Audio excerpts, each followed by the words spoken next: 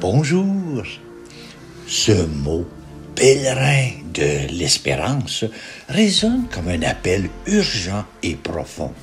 Dans un monde marqué par les crises, les divisions et les incertitudes, l'espérance chrétienne se dresse comme une lumière inébranlable. Elle n'est pas une simple illusion ou un optimisme superficiel, mais une force vivante enracinée dans la résurrection du Christ. Ce clip vidéo explore ce thème en s'appuyant sur les Écritures, la pensée de Thomas Merton, les réflexions de Charles de Foucault et la spiritualité du pèlerin russe, tout en montrant comment l'espérance peut transformer nos vies et notre monde. L'espérance chrétienne trouve ses racines dans la Bible, où elle est présentée comme une attente active et confiante en la fidélité de Dieu. Dans l'Ancien Testament, les prophètes annoncent un avenir de paix et de restauration. Isaïe proclame: « Ceux qui espèrent dans le Seigneur renouvellent leur force. Ils déploient leurs ailes comme des aigles. Ils courent sans s'épuiser. Ils marchent sans se fatiguer. » Cette espérance n'est pas passive. Elle est un appel à marcher, à avancer, même dans l'obscurité. Dans le Nouveau Testament, l'espérance culmine dans la résurrection du Christ. Saint Paul écrit: « Le Christ est ressuscité d'entre les morts, prémisse de ceux qui se sont endormis. » Cette résurrection est le fondement de notre espérance. Elle nous assure que la mort n'a pas le dernier mot et que la vie triomphe toujours.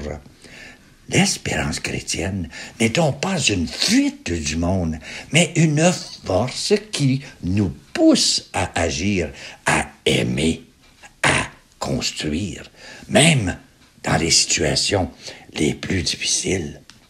Thomas Merton, moine trappiste et écrivain spirituel du XXe siècle, a profondément médité sur l'espérance. Pour lui, l'espérance est un chemin intérieur, une conversion du regard qui nous permet de voir Dieu présent dans toutes choses, dans la nuit privée d'étoiles et d'écrits. L'espérance est la certitude que Dieu est avec nous, même lorsque tout semble perdu. Merton insiste sur le fait que l'espérance n'est pas un sentiment, mais une vertu théologale, un don de Dieu qui nous permet de tenir ferme dans les épreuves.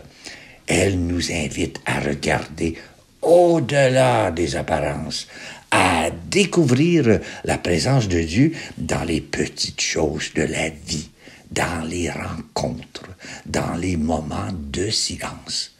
Pour Merton, l'espérance est aussi un appel à la solidarité.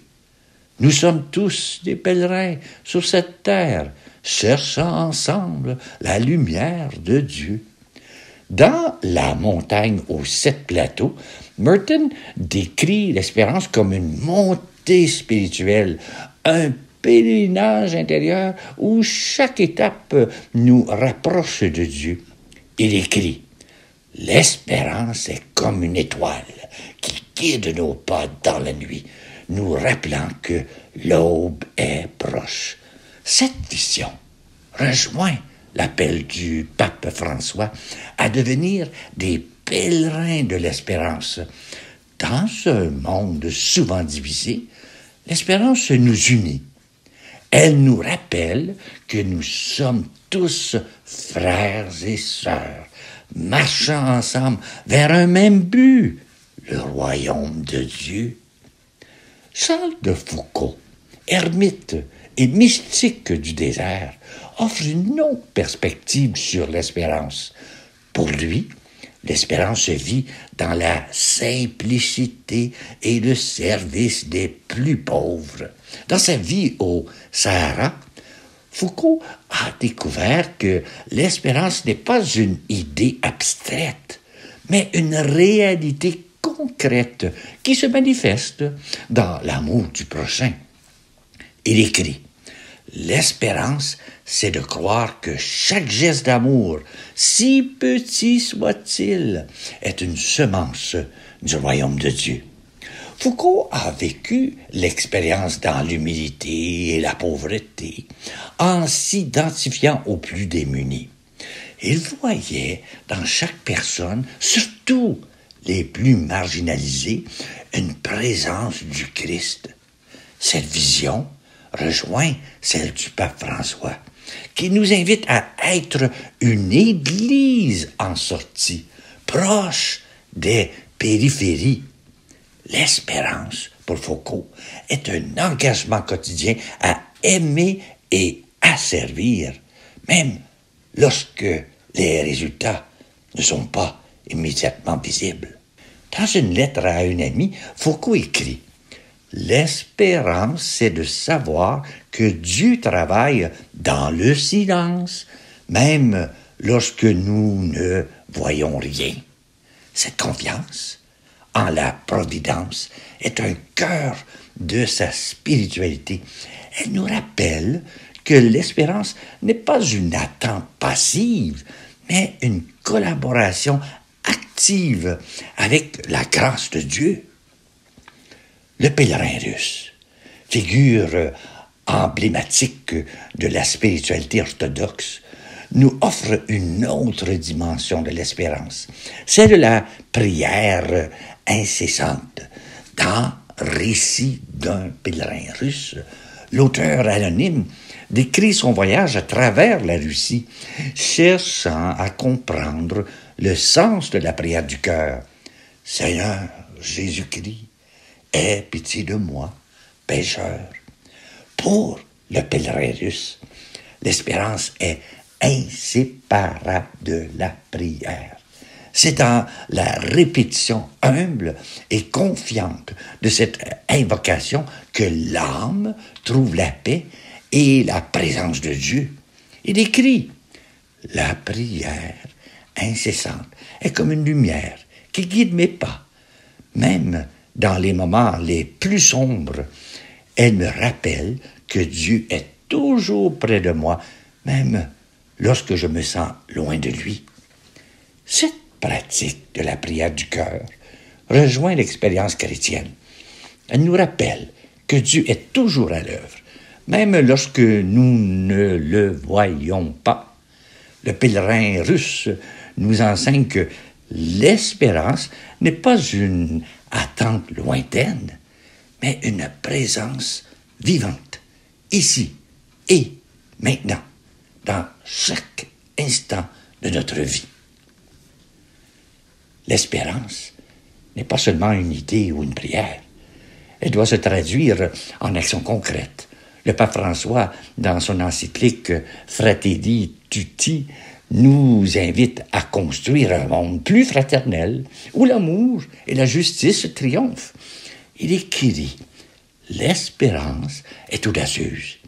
Elle sait regarder au-delà des commodités personnelles, des petites sécurités et des compensations qui rétissent l'horizon pour s'ouvrir aux grands idéaux qui rendent la vie plus belle et plus digne. » Comment vivre cette espérance au quotidien? D'abord, en cultivant une relation personnelle avec le Christ ressuscité. C'est lui qui donne sens à notre marche et qui nous assure que nous ne sommes jamais seuls.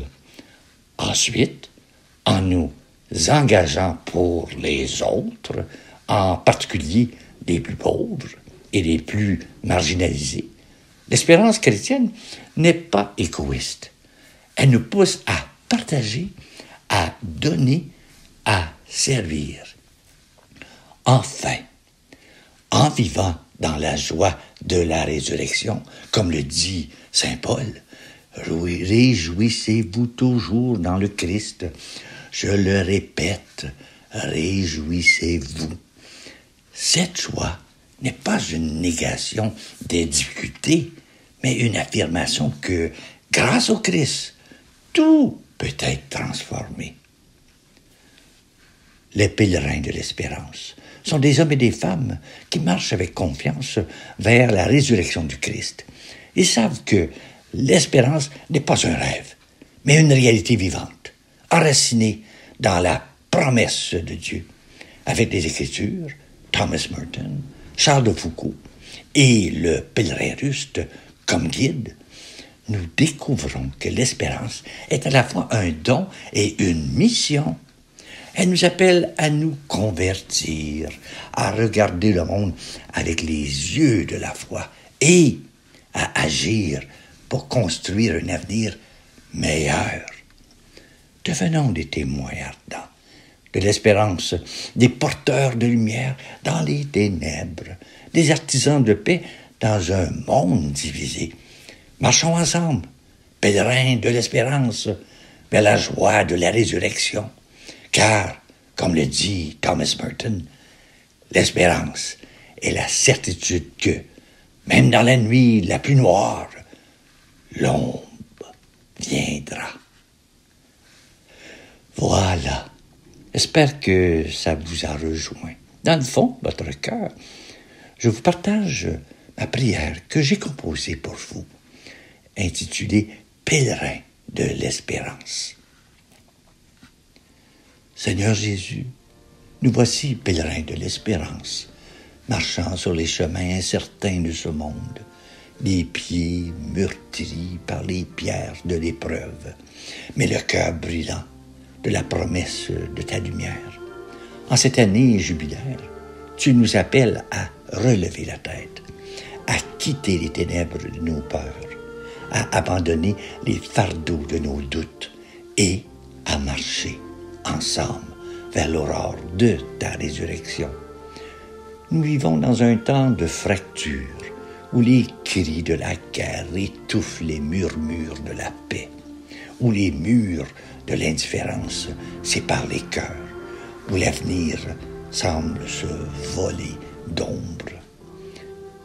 Mais toi, Christ ressuscité, tu es notre espérance inébranlable, notre étoile dans la nuit, notre certitude au milieu des chaos. Seigneur, fais de nous des témoins ardents de ton espérance, que nos vies soient des signes vivants, que la mort n'a pas le dernier mot, que l'amour est plus fort que la haine et que la vie triomphe toujours. Donne-nous le courage de nous convertir, de laisser derrière nous nos égoïsmes, nos divisions, nos certitudes orgueilleuses, pour embrasser la simplicité de l'Évangile. Fais de nous des artisans de communion, des bâtisseurs de ponts, des porteurs de ta joie dans un monde assoiffé de sens. Esprit Saint, souffle de vie, viens raviver en nous la flamme de l'espérance. Guide nos pas sur ce chemin de pèlerinage où chaque rencontre est une grâce, chaque épreuve une occasion de grandir et chaque geste d'amour une anticipation du royaume. Nous marchons, Seigneur, les yeux fixés sur toi, notre espérance et notre salut. Que notre vie soit un chant d'allégresse, un hymne à ta résurrection, une annonce que, même dans les ténèbres, la lumière brille déjà. Amen.